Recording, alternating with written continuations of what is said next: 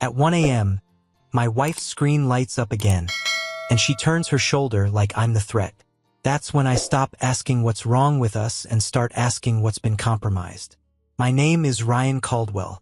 I used to wear a uniform and sleep wherever my rifle hit the dirt. Now I run corporate cybersecurity for North Peak Energy and live in a house that costs more than my first platoon's entire gear budget. Seattle looks clean from our windows. Glass, water, lights that never quit. Inside, it's been 4 months of a different kind of combat. The kind where nothing is loud, but everything is hostile. Emily hasn't touched me in 4 months. Not a sleepy hand on the chest. Not a lazy kiss. Not a half-hearted reach in the dark. She sleeps facing away like I'm heat she can't stand. If I shift too close, she pulls back like my skin is an inconvenience. Tonight, the house is in night mode. The smart lights are dimmed. The security panel glows faintly in the hall. The thermostat holds steady like it's proud of itself. And at 1 a.m., her phone buzzes. Not a long ring, just that sharp, private vibration that feels like a secret being tapped out in Morse code. Emily's eyes open fast. Too fast. She doesn't look confused. She looks ready. She rolls slightly and shields the screen from me with her shoulder, thumb moving in quick, practiced strokes. The light from it paints her cheekbone, makes her look younger, happier. Not for me. I keep my breathing even. Marines learn early.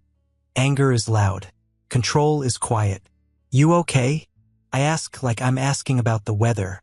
She doesn't look at me. Go back to sleep. Her voice isn't tired. It's irritating, like I'm interrupting something important. I stare at the ceiling until my eyes burn. Then I get up without a word. Bare feet on warm wood. The house doesn't creak. Money buys silence. It doesn't buy peace. In the kitchen, I pour water and don't drink it. The digital clock on the oven reads 1:07.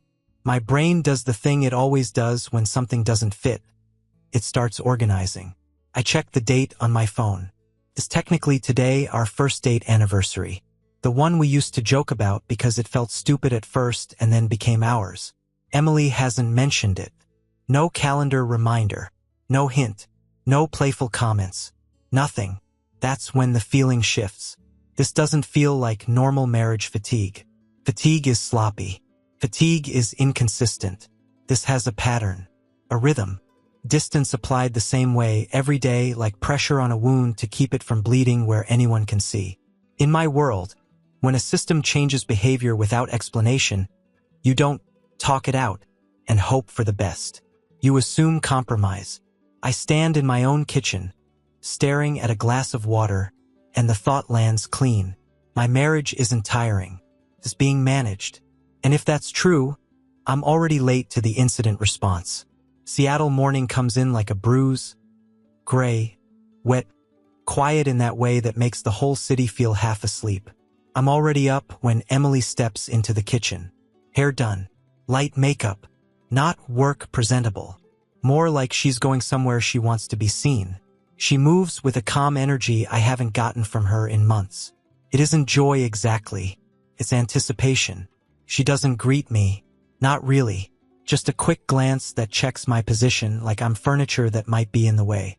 The espresso machine hisses. The house smells like roasted beans and expensive dish soap. She taps on her phone while the coffee pours, eyes flicking to the screen like she's waiting for a green light. Her phone buzzes, and she reacts too fast. Not a casual glance. It's a snap, hand closing around it, screen tilted away, thumb already moving. Hungry for whatever's there. Like the message matters more than the room she's standing in. I watch without staring. The trick isn't to look away. The trick is to look normal. You're in early mode, I say, keeping it light. I have a lot going on, she answers. No warmth. No edge either. Just that flat, efficient tone she uses when she wants the conversation to end. I nod and open my laptop at the island like I'm checking email. I'm not. I'm watching her reflection on the dark screen. She's dressed better than usual. Fitted coat, clean shoes, earrings she hasn't worn in a while. She checks herself in the microwave door like it's a mirror. The attention isn't for me. That part is obvious. What's the day look like? Ask. Still dealing with Tokyo? She doesn't hesitate. That's what hits me first. Yeah, she says smoothly, like she's reading from a script she's already memorized. Tokyo office is a mess. Calls, reviews, a couple escalations. I might be late. She takes a sip, eyes down, calm as a surgeon. But I know something she doesn't. Tokyo is closed. Not rumored. Not maybe downsizing. Closed weeks ago. I was in a leadership briefing where it came up, buried under a slide deck about restructuring. I remember because the room got quiet for half a second, like everyone was acknowledging the people who'd get wiped off the org chart. I don't correct her. I don't react. I don't do the husband thing where you scramble for reassurance. I just let the lie exist, because a lie like that isn't a mistake. It's not a slip. It's too clean, too comfortable. It's been practiced in her mouth until it sounds like the truth. She grabs her bag and moves toward the door, checking her phone one more time on the way out. She pauses just long enough to type a final message. Then she looks at me like she remembers I'm there. Don't wait up, she says. It's a normal sentence. In our house, it lands like a warning. The door seals behind her with that expensive, soft latch. The smart lock clicks. The security cameras continue recording like always. I sit alone in a kitchen that looks staged for a magazine and feel something settle in my chest. Cold, heavy, certain. Arguments can be fixed. Silence can be worked through. Distance can heal if it's honest. But a clean lie means you're not in the same reality anymore. It means you're being handled. And it means the person you married has already chosen what you're allowed to know. I close my laptop, still calm, and finally admit the thing my instincts have been circling since 1 a.m. This isn't drifting. This is concealment. The moment her car leaves the driveway, the house feels bigger. Not empty, just honest. No performance. I don't pace. I don't text. I don't do anything that would show up later out of desperation. I go to my home office, shut the door, and sit the way I used to sit before a mission brief. Still, squared up, breathing slowly. In my world, you don't swing on shadows. You confirm. First rule, don't tip your hand. Emily lives in this house like it's a stage, but it's also a system, smart locks, cameras, a mesh network, connected devices all talking. People forget those conversations leave traces. They think silence means nothing happened. Silence is data. I start with what's mine and what I'm authorized to see. Nothing exotic. Nothing sloppy. Just the same discipline checks I do at work when something feels off. Log reviews, location histories on shared services, baseline behavior versus anomalies. Patterns show up fast when you stop pretending you don't see them. Her phone and car data line up with a new routine. Midday gaps that don't fit meetings or errands. The timing is too consistent. The windows are too clean. Not random. Scheduled. Then the geography starts repeating. Bellevue. Not downtown. Not a client site. Not her usual loop. A tight cluster of pings that keep circling the same few blocks like an orbit. I cross-reference with mundane things. Mileage that's higher than it should be. Charges that don't match her too tired nights. Little lifestyle upgrades that appeared without explanation. A new skincare brand. A boutique clothing purchase. 2 dinners priced like celebrations. Not convenience. On their own, each one is nothing. Together, they form a picture sharp enough to cut. I pull public address records and business listings, not breaking into anything, just confirming the physical world against the digital one. The cluster lands on a discreet boutique hotel that advertises privacy like it's a feature. My jaw tightens once. Then it relaxes. This is how it always goes. People think betrayal is chaos. Most of the time, it's routine. It's calendar blocked. It's repeatable. I save everything into a clean folder structure, time-stamped, labeled, organized the way you'd build an evidence package, not a jealous husband spiral. Because I'm not confronting without a map. And now I have the first edge of one. That night at the office, the building feels like it's holding its breath. After-hours lighting, empty halls, the low hum of cooling systems that never sleep. I've always liked server rooms for that reason. Machines don't pretend. I'm down there for legitimate work. A routine security review, audit trail checks, cleanup. The kind of thing nobody questions because it keeps the company alive. I move steady, badge where it belongs, face neutral. And I keep my eyes open. Emily's phone habits have been loud without realizing it. The way she shields the screen, the way she reacts to certain notifications like they're oxygen. HR comes up more than it should for a married woman who hates talking about her day. So I verify the simplest thing a security guy verifies, what a label is hiding. Not the content, not anything dramatic, just the metadata, numbers, timestamps, frequency. The skeleton of a conversation tells you plenty. The contact saved as HR isn't HR. It's a direct line to Nathan Blake, North Peak Energy's CFO.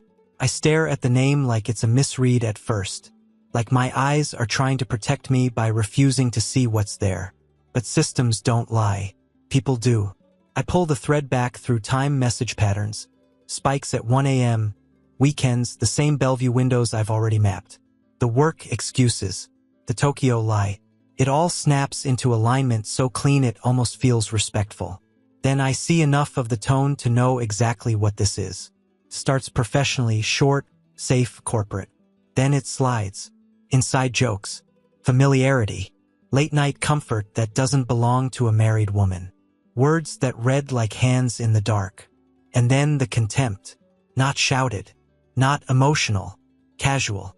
Like they're discussing an old appliance that still turns on but isn't worth keeping. Harmless.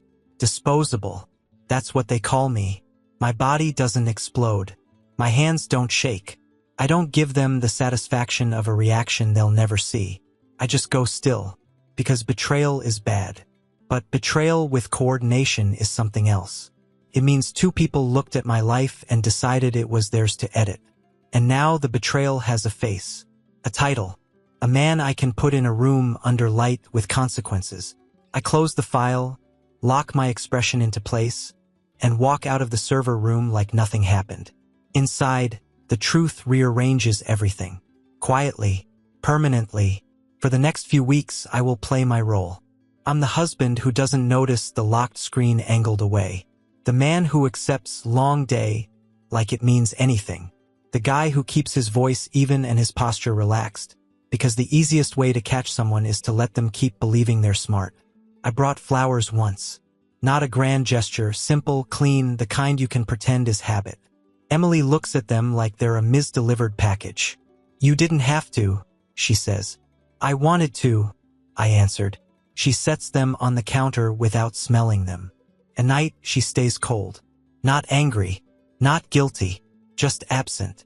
Like she's already living somewhere else and only visits this house to recharge. I keep the house running. I cook. I clean. I say good morning. I ask about her day the way a polite coworker would. I make myself predictable. Safe. The anniversary comes and goes. Our first date anniversary. The one we used to treat like a private holiday. That morning I mentioned it once, casually, like it's no big deal. Today's that day. I say, sipping coffee. She doesn't even blink. Ryan, I can't. I'm exhausted. Maybe this weekend. No apology. No softness. Just dismissal wrapped in fatigue. Okay, I say. One word. No fight. That night she came home late. Drops her keys quieter than usual. Doesn't meet my eyes. Goes straight to the shower like she's rinsing off a place that isn't ours. I don't ask questions. Questions are for men who still think they're being told the truth. 2 days later, I'm doing laundry, normal domestic stuff, the kind of thing that makes you look harmless. Her coat is draped over a chair in the entryway. Designer. Clean. The pockets sit heavy. I don't rush. I don't tear through it like a teenage kid looking for evidence. I reach in and pull out folded paper. A receipt. Restaurant header. Date. Time. Table for two. Champagne. Oysters. A plated dessert with some ridiculous name that costs what my mom used to spend on groceries for a week. The timestamp landed right in the middle of the night and she told me she was too tired to celebrate. I stand there holding a thin strip of paper that weighs more than the coat. This isn't just cheating. Cheating can be weakness, impulse, or stupidity. This is choice. She didn't forget me. She replaced me. She didn't drift away. She walked away in heels, ordered champagne, and laughed across a table while I sat in our kitchen pretending I still had a wife. I don't crumple the receipt. I don't shout her name. I don't do anything that would make this emotional. I took a photo, front and back. I log it. I file it like a piece of physical evidence. Then I fold it back exactly the way I found it and slide it into her pocket again. Because now it's not about my hurt. It's about exposure. And I'm done treating this like a marriage problem. I'm treating it like an operation. Once you see the pattern, you stop staring at the marriage and start staring at the system around it. Affairs leave emotions. Crimes leave trails. I shift focus to the part of the world that doesn't care how charming you are. Numbers, approvals, signatures, timestamps. The stuff that holds up in rooms where nobody asks how you felt. At work, I don't dig. I will review. I audit. I do my job the way I'm paid to do it, clean, documented, inside policy. That matters. If this turns into a legal fight, I'm not handing anyone a reason to discredit the truth. The first anomaly is small. A vendor name I don't recognize, billed as strategic marketing consulting. One invoice, then another, then a neat monthly rhythm. The amounts are always just under the threshold that would trigger deeper review. Whoever set it up wasn't stupid. I pull the vendor file. The address is a mailbox service. The phone number routes to a deadline. The consultant has a website full of stock photos and vague promises. Nothing real. Just enough to look legitimate if you don't look twice. So I look twice, then 3 times. I connect approvals and see the same names touching the workflow like fingerprints. Nathan Blake's office and, quietly, Emily's. Not just as a bystander, as a helper, nudging, smoothing, redirecting questions, removing friction. I follow internal email threads tied to the invoices and the budget shifts. The language is careful, corporate, and polite, but the intent is clear. Push money through, keep attention off it, and punish anyone who asks the wrong questions. One executive gets painted as uncooperative. Another gets left off meetings. A third gets boxed out of visibility right before performance reviews. The sabotage with a smile. By the time I'm done, the total isn't pocket change. It's millions. And something in me relaxes, not because I'm relieved, but because I'm no longer trapped in a personal argument. This isn't just my wife choosing another man. This is 2 people treating the company and everyone under it like a resource to strip. Now I have a path that doesn't rely on heartbreak. It relies on documents. Harold Moore doesn't do drama. He built North Peak from a rented suite and a folding table, and everyone in the building knows the same rule. If you walk into his office, you'd better be holding something real. I request 15 minutes. No subject line beyond risk briefing. No emotion in the ask. Just time. He gave it to me the same day. His office sits on the top floor. Glass walls, clean angles, the city laid out like a map beneath him. Harold is standing when I enter, sleeves rolled up, no tie, the kind of posture that says he's never needed permission. Caldwell, he says. Talk. I don't sit until he does. Old habits. I slide a folder across his desk. Printed summaries, timelines, financial trails, and a clear index. I've learned that powerful men don't want a story. They want structure. This is a coordinated fraud scheme, I say. Shell vendor, invoice slicing, approval manipulation. Total exposure is in the millions. His eyes move fast, not reading every word, scanning for weight, for truth. He's done this his whole life. He knows what a clean package means. And, I add, keeping my voice level, it's tied to Nathan Blake. Harold's jaw tightens. Just once. I set the second packet down. Smaller, cleaner. The kind of thing you don't want on your desk but can't pretend isn't there. And my wife, Emily. That one lands. He doesn't flinch, but the temperature in the room drops. The man's expression doesn't turn angry. Turns cold. Like a door closing behind his eyes. He flips to the communication summary. Then the timeline. The hotel location correlations. The approval chains. The internal sabotage threads. He looks up at me. You're sure? I verified every file. I say. Multiple sources. Consistent pattern. No assumptions. Harold leans back, Silent. The city keeps moving outside the window like nothing's happening. Inside, something final is forming. Finally, he speaks. Charity Gala is tomorrow. Yes, sir. He nods once, small and decisive. Good. That's where they'll be comfortable. That's where the donors are. That's where the board shows up.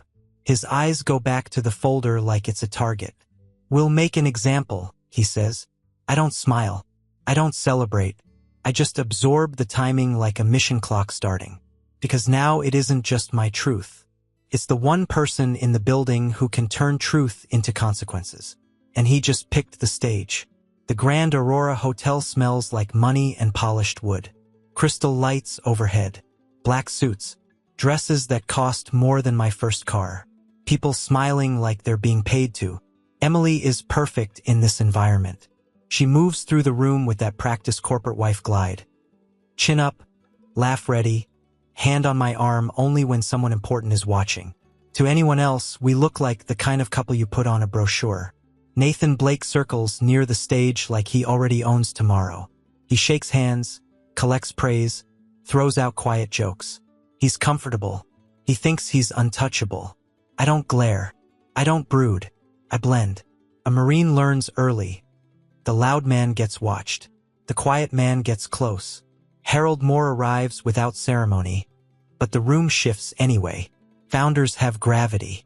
He walks straight to the front, exchanges a few words with event staff, then takes the stage like it belongs to him because it does. He taps the mic once, smiles at the crowd. The smile doesn't reach his eyes. Thank you for being here, he says. Tonight is about integrity, what we give, what we build, and what we protect. People nod. They clap at the right times. Emily leans toward a donor and smiles, relaxed, like she's already won. Then Harold turns slightly and gestures to the screen behind him. The display lights up. At first, it looks like a normal corporate slide. Clean fonts, neat headings, a timeline, a chart. Everyone stays polite. Then the subject line appears. Vendor payments, irregularities. Numbers scroll. Approvals, dates, names. Nathan's smile falters for half a second, then tries to come back. Harold keeps going. We've discovered a breach of trust within our leadership. The screen changes again. Message timestamps, frequency spikes, late-night patterns, a contact label, HR, then the real name beside it, Nathan Blake. The room doesn't gasp. It does something worse. It goes quiet. Emily stiffens beside me. Her hand tightens on my arm. Not affectionate now. Possessive, panicked, like she can squeeze reality back into place. Harold doesn't raise his voice. He doesn't need to. He turns the page for them. Not intimate, not graphic, just enough to prove what it is. Coordination, deception, contempt. Evidence that belongs in a board packet and a courtroom, not a ballroom. Nathan takes a step back like he's going to slip out. Security is already there. Two men in dark suits move in smooth, practiced angles and block him without a scene. Nathan's eyes dart, calculating exits that aren't available. Emily's breathing changes. Shorter, faster. She leans into me and hisses, low and sharp, "Fix this." I look at her for the first time all night. Her eyes aren't pleading. They're demanding, like I owe her rescue. I keep my voice calm. I verified every file. That's when it hits her. Not that she's caught. That I didn't stumble into the truth. I built it, labeled it, handed it to the one man in the room who would pull the trigger in public. Her grip loosens like her body finally understands she's holding on to someone she can't move anymore. On stage, Harold closes the folder in front of everyone without touching paper. And that, he says, is the last time North Peak energy will be used by people who mistake access for entitlement. The silence that follows isn't confusion. Its consequences are arriving. Fallout doesn't come with sirens. It comes with email subject lines and locked doors. By the next morning, North Peak's internal directory looks like it's been through a controlled burn. Nathan Blake's profile is gone. Not inactive. Gone. The kind of deletion that tells everyone who matters that the company has already decided the outcome. My phone lights up with the predictable wave. Colleagues checking in, friends fishing for gossip, a couple people acting like they always saw it coming. I answer none of it. Noise doesn't help. Noise is how people get pulled back into fights they've already won. At the office, legal moves fast when the evidence is clean. Termination paperwork, forensic imaging, vendor freezes, a quiet visit from auditors who don't smile. When Harold Moore makes a decision, the building aligns around it. Nobody wants to be the person who hesitated. Emily doesn't call right away. She texts. That's how she's always done it when she wants control. Drop words like hooks, make you respond, make you participate. We need to talk. This is getting out of hand. Ryan, answer me. I read them once and put the phone face down. No response is a response. I spent weeks building a record. During that time, I also built something else. Separation. I changed every code in the house the same way I would rotate credentials after a breach. Smart locks, garage opener, alarm panel, guest codes, even the access rules on the cameras. Our home went from shared to secured in under 10 minutes. Then I packed. Not in a rage. Not throwing drawers across the room. Calm, methodical, respectful to the fact that I'm not a teenager. I used gloves for anything I thought might become evidence later. Fingerprints, claims, accusations. I photographed every item before it went into a box. Dated it. Logged it. Clean chain of custody even in my own garage. You don't win these situations by being the angriest man in the room. You win by being the man nobody can paint as unstable. By late afternoon, her things are stacked in neat columns. Clothes, shoes, toiletries, personal documents. No jewelry she didn't purchase herself. No shared property. No or anything. I'm not petty, but I'm not generous either. Generosity is for people who acted in good faith. I print the papers when my lawyer confirms the language is tight. Divorce petition. Temporary restraining order request because I don't trust what panic will make her do, and because I'm done letting my home be a revolving door for her moods. When the Seattle rain starts, it's steady and cold, the kind that soaks through everything and makes the city feel like it's shrinking. At 8:17 p.m., the driveway camera pings. Emily is at the front door. No umbrella. Hair pinned back like she tried to look composed and lost the fight. The coat was darkened by water. Her face is sharp with anger and fear both. Like she can't decide which one will work better on me. She goes straight for the keypad. One attempt. Red light. Second attempt. Red light. A third, faster, like speed can beat a system. Red light again. She pounds the door with the side of her fist. Not a polite knock. A demand. I don't rush to open it. I walk over at an even pace, like I'm answering a delivery. I slide the security chain into place and open the door halfway. Cold air and rain smell push in. Emily looks at the chain first. Then she looks at me like she's offended the house is obeying me. Open it, she says. No. Her eyes flick down to my hands. I'm holding a folder. White paper. Clean edges. What is that? She asks, already knowing. Divorce papers, I say. And a restraining order. She laughs once, sharp and fake. You're insane. I don't blink. Read them. She reaches for the folder and I don't give it up right away. I hold it between us like a line drawn in ink. You locked me out, she says, voice rising. You can't do that. This is my house too. It was, I answered. When you were still my wife. That lands. Not because it's clever. Because it's true. Her face tightens and she switches tactics like she's flipping through a mental playbook. Ryan, you don't understand what happened, she says softer now. This got twisted. Harold, he made it public. I didn't want it like that. I finally handed her the folder. You wanted it private because private lets you deny it. She grips the papers and scans the first page like she expects it to change if she hates it hard enough. This is retaliation, she spits. You're doing this because you're embarrassed. I'm doing this because you're not safe for my life, I say. Emotionally, financially, professionally. You weren't tired. You weren't confused. You were lying on purpose. Her mouth opens, then closes. She tries to push forward like if she can just get inside, she can reclaim territory. The chain stops her. "Let me in," she says. "We can talk. Like adults." "We are talking," I tell her. "From here." Rain runs off her chin. Her eyes shine, but it's not soft. It's frustrating. She's realizing the leverage is gone. "You think you're some kind of hero," she says. "You think you won." "I'm not a hero," I say. "I'm just done." She glances past me into the house, looking for something. Photos on the wall, signs of me breaking. Anything she can use to tell herself I'm still reachable. There's nothing. The entryway is clean. The lights are warm. The air is calm. My home is no longer a negotiation. "I need my things," she says, voice cracking at the edge. "Your personal items are boxed," I answer. "In the garage. I'll have them moved to the curb tomorrow at noon. You'll pick them up with a police escort if you want. You won't enter the house." Her eyes flash. "You're treating me like a criminal." I hold her gaze.